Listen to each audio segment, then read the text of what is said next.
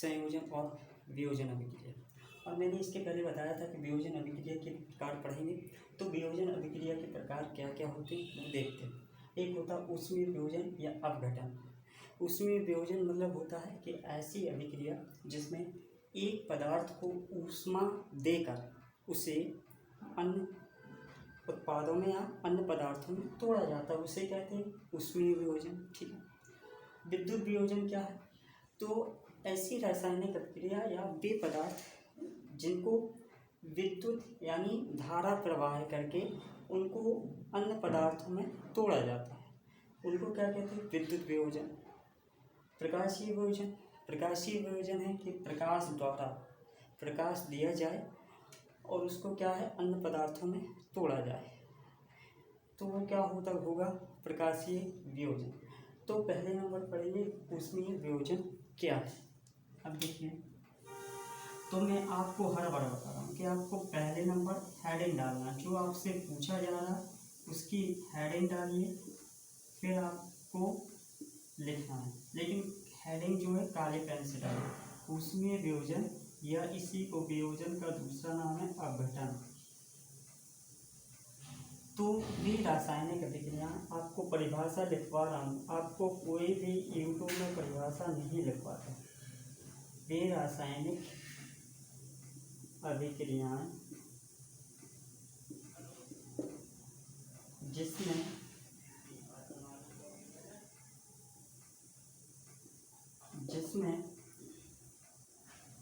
पदार्थों को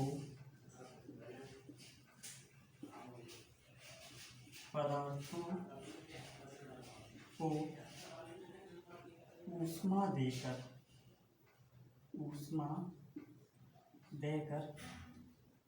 दो या दो से अधिक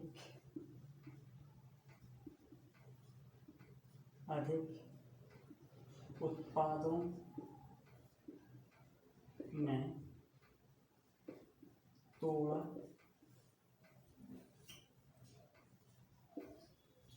जाता है, या इसी को आप बोल सकते हैं वियोजित किया जाता है।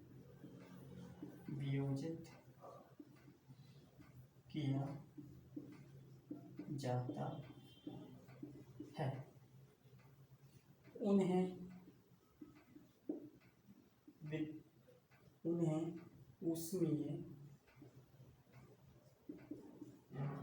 ऊष्मीय वियोजन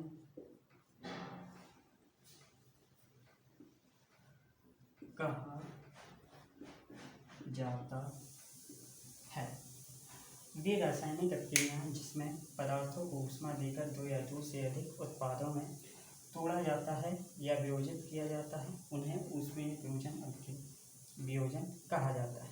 अब देखिए, मैंने यहाँ पर उत्पादन क्यों लिखता हूँ, क्योंकि आपको पता है कि जो पदार्थ जो भाग के रासायनिक अभिक्रिया में भाग लेते हैं उसको क्या कहते हैं? अभिकारक कहते हैं। जो बनता है उसको क्या कहते हैं? उत्पाद। तो बनने वाले जो पदार्थ होंगे टूटे उनको उत्पाद ही कहेंगे। तो इसका उदाहरण देख लीजिए। उदाहरण मैंने इसके पहले वाले वीडियो में बताया था, तो आपको वही लिख देना। क्या लिख देना? CaCO3 कैल्शियम कार्बोनेट, और इसको ऊष्मा देंगे तो ये टूटेगा, CaO कैल्शियम ऑक्साइड और प्लस CO2, ये आपका टूट जाएगा। ठीक है। तो आपको ये लिखना है परिभाषा और ये उदाहरण आपको दे देना, तो आपको उत्तर क्या हो जाएगा? सही हो जाएगा। अब देखिए, इसको मिटा दें। अब देखते हैं दूसरा।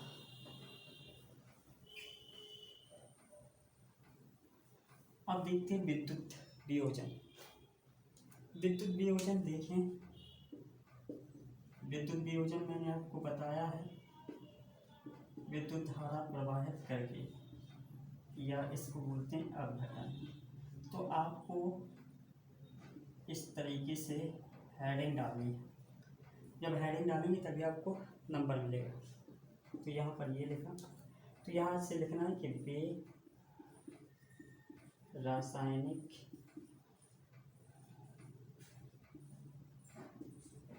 अभिक्रियाएं जिसमें जिसमें एक पदार्थ को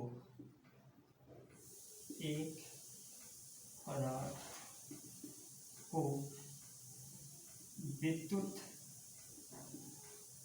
धारा प्रवाह करके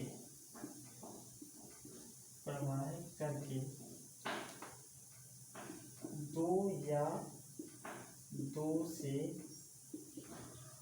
अधिक उत्पादों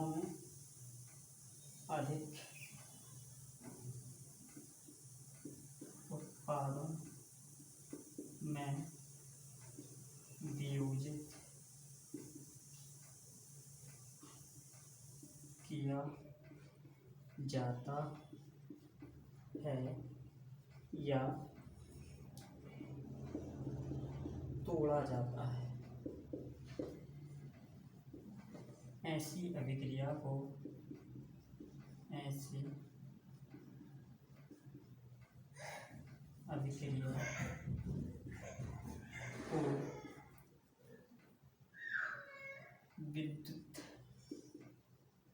विद्युतीय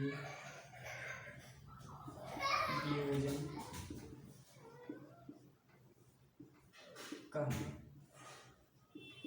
जाता है। तो आपको ये परिभाषा लिखना है। वे रासायनिक अभिक्रियाएं जिसमें एक पदार्थ को विद्युत धारा प्रवाह करके दो या दो से अधिक उत्पादों में वियोजित किया जाता है या तोड़ा जाता है, ऐसी अभिक्रियाओं को विद्युतीय वियोजन कहा जाता है। जब देखिए कैसे, जैसे आपके पास है जल के दो अणु हैं, इसमें आप कोई धारा क्या देंगे, धारा का प्रवाह करेंगे। क्या करेंगे, धारा का प्रवाह करेंगे।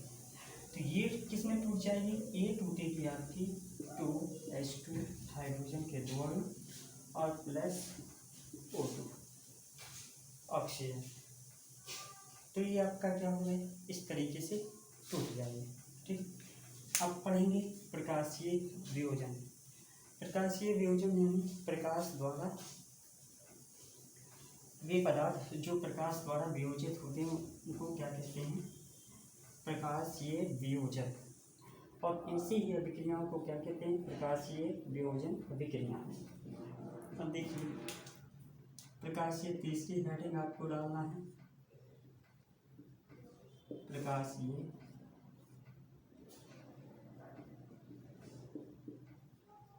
वियोजन, या इसी को बोल सकते हैं अपघटन। ठीक है, तो अब देखिए वे रासायनिक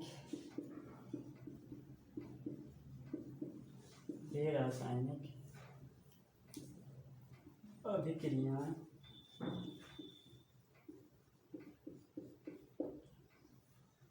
जिसमें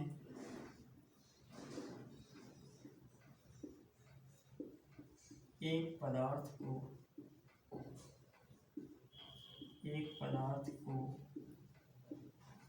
प्रकाश देकर अन्य प्रकाश देकर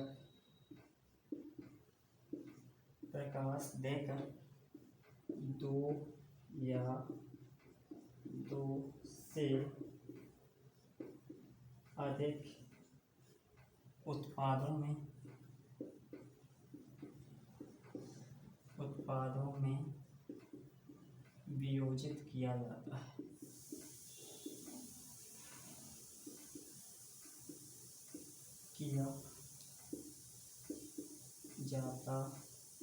है।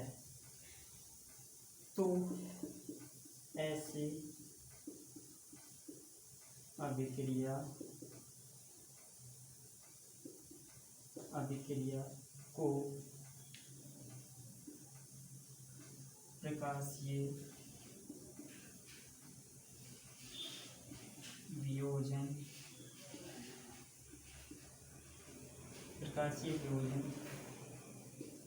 अभिक्रिया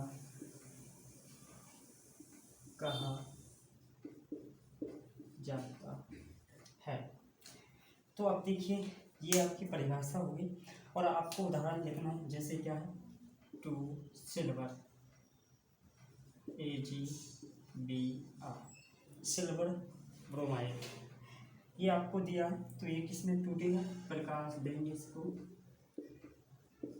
तो ये टूटेगा, सिल्वर के 2 अणु और ब्रोमीन, ये आपका टूट जाएगा। ठीक है, सिल्वर ब्रोमाइड, ये क्या है, सिल्वर ब्रोमाइड, ये सिल्वर के 2 अणु और ये ब्रोमीन, तो ये किस में टूट गए।